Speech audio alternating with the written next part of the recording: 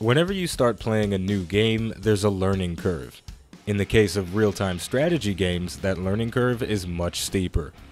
Figuring out build orders, how to properly micromanage units, which units to build and why, the list goes on.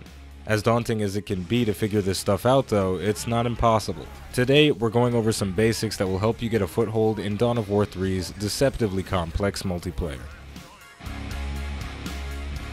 Resource nodes and map control mean the difference between having a squad of 5 boys or having an army of 500.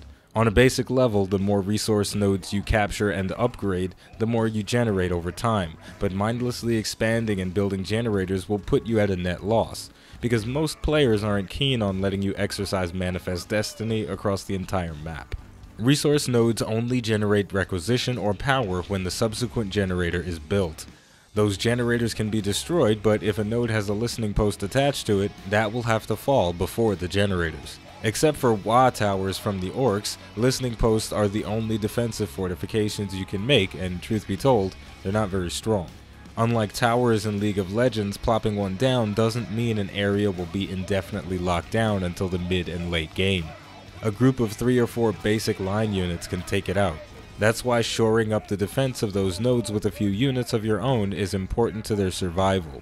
Even if you're considering going for a quick victory, staking claim to a section of the map will ensure you have the resources to do so. This is where base building comes into play. The safest place to put buildings is back by your power core, but that's not always effective.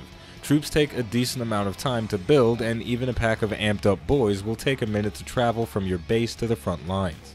After you've secured one of the forward power nodes on the map, plop down your faction's barracks and turn that area into an impenetrable fortress. Just remember, most people won't let you have things for free. Bring line units with your builders so they don't get slaughtered while they're trying to build.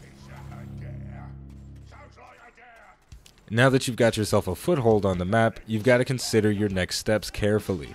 The main objectives in Dawn of War 3's multiplayer is to disable your opponent's shield generators, destroy their turrets, then finally destroy their power core. Each of these objectives is relatively weak. Shields and turrets have 1750 health each, and your power core only has 5600 health. A small group of line units can take them out fairly easily. Even if you're trying to press forward and attack, you should leave a few units behind for defense, especially on your defenseless shield generators. Having a unit garrisoned in a shield generator will give it a shield as well as protect the units inside from ranged damage. Turrets aren't as helpless, but they'll take a pounding from a well-managed enemy force. With those objectives in mind, you've still got choices. Rushes are high risk, high reward, but slowly whittling down your enemy by cutting off their supply of requisition and power while you continue to generate more is a viable option too. It all depends on how you like to play.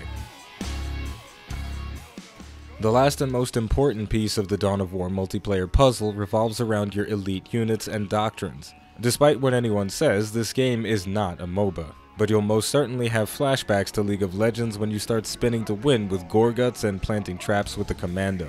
These units can turn the tide of battles, but only when they're micromanaged properly. Calling down multiple elite units that require a lot of micromanagement can be incredibly difficult unless you're amped up on coffee or drugs, or just really good at multitasking. In some cases, more isn't always good. The commando requires a lot of finesse to make full use of his traps, stuns, and powerful AoE attacks. Big Mech Wazmaka can launch scrap-like artillery, then turn them into turrets.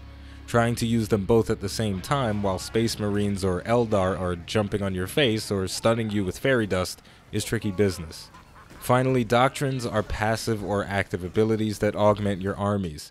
Each hero unit provides a doctrine, and you can select 3 separate doctrines, bringing you up to a grand total of 6 passive or active abilities. These are smaller decisions that help push your playstyle in different directions. Infantry doctrines for basic line units will give you a stronger early game, but vehicle doctrines will give you a big advantage when you start to tech up.